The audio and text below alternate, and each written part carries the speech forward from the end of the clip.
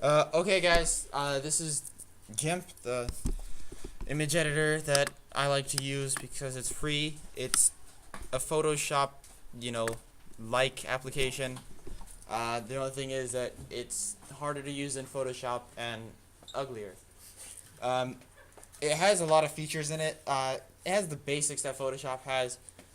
On the right here you can see that it has layers, and then a big thing with images. Hmm? How do you say the name of it? GIMP. I just call it GIMP. It is GIMP. Okay. So a big thing with images is that there's 3 layers: red, green, and blue. And from these you could create any color. But there's also a 4th layer that's really useful, and that's the alpha layer, and that's transparency. So, like, if you want to make something clearer, you put the alpha layer all the way.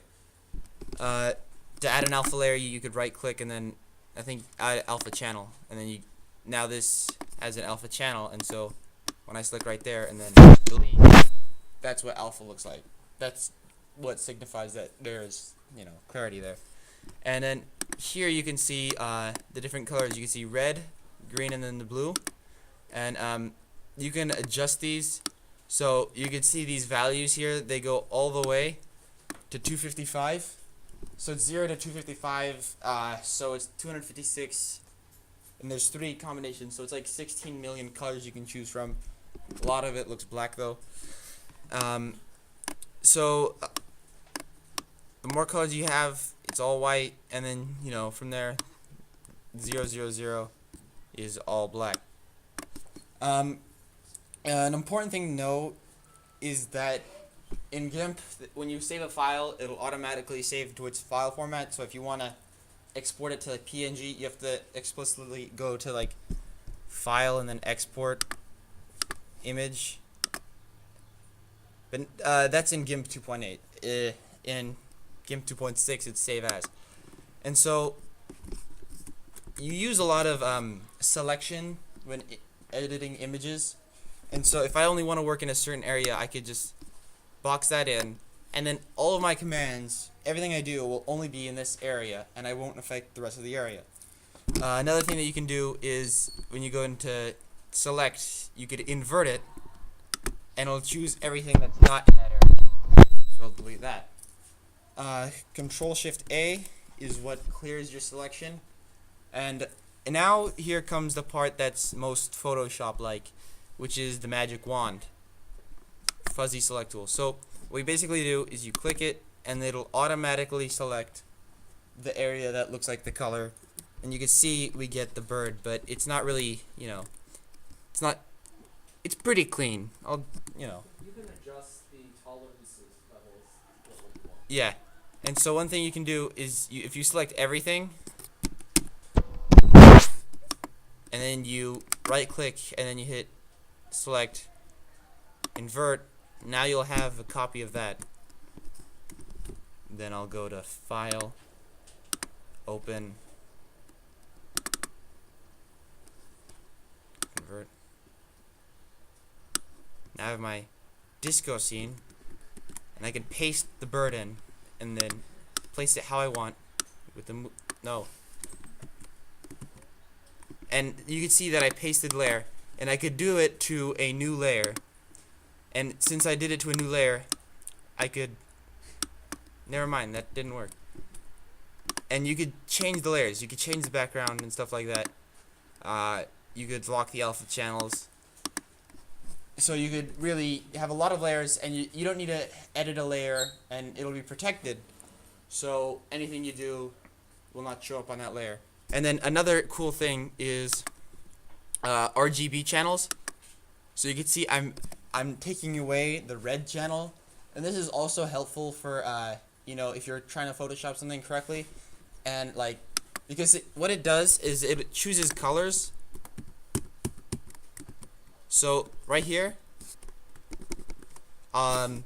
there's a blue, and right here there's a threshold, and this threshold is the amount away from the color that it could be. So if I choose like this, it'll choose everything. 255, it's everything, the maximum color difference. But if I choose 0, then everything has to be that color, and you can see the selection is very small. You know, it's almost practically non-existent. So, you know, that's how you fine-tune the selection. And yeah, using RGB, you could fine-tune it even more. Gradients. Oscar's favorite. I love gradients. I use them all the time because they're, you know, minimalistic. It's what Apple likes. Text effects, you know, you could add text like hello, but then it's like, it's really annoying how you have to fix it. They do an awful job with this. It looks like it's really small. There you go. And then the fonts that they use are all open source and free, so there's no like, I don't even know if they have Comic Sans. Let's see.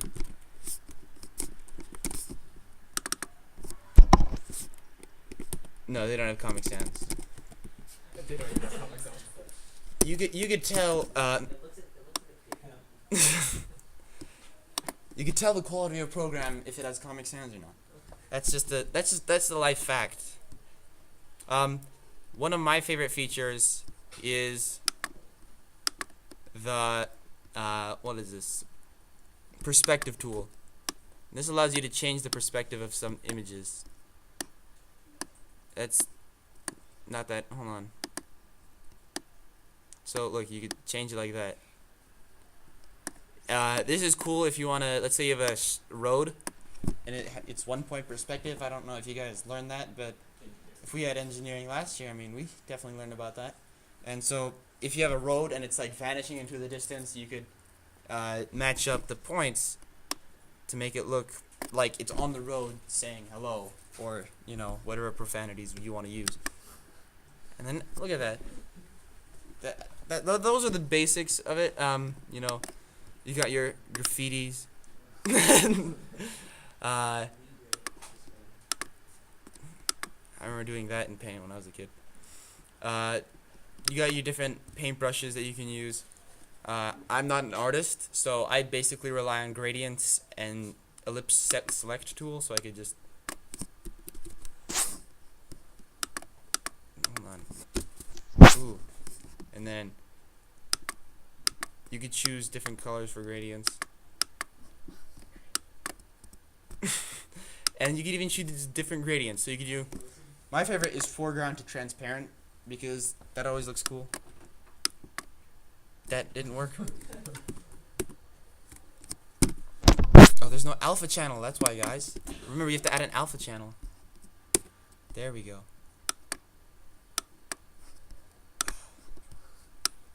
There we go.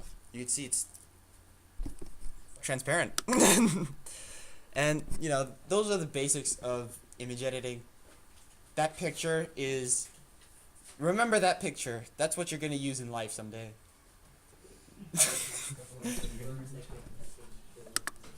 Okay, so, I mean, Photoshop is obviously a lot more aesthetically pleasing and a lot more functional. It's proprietary software. That was from a past PowerPoint. You'll be quizzed on that. 100-point test. And so, I mean, that's basically how I go around image editing. There's a lot of fun things you can do. There's patterns that you can make. Oh, hold on. Let me show you how to make a logo, because this is like the easiest way to make a logo ever. Let's choose textured. And let's say it says... This is how you make logos. This is how I make logos, yes. No bias. And then it basically does it for you, and then it creates no bias. There's a bunch of them you can do, but the thing to remember is that this software is kind of old. It's not really like advanced and like new and like cutting edge. So a lot of the textures that they use for like web page themes, if you want to make a web page theme, like I'll show you, like the size, you have to increase it a bit. But it's like, you could tell, like, you don't see that on a website every day. Or at least, like, I mean, I'm not going to see that on Google. You're going to see that on, like, websites that, you know, promote open source software, you know, those old websites. So that's basically the basics of image editing.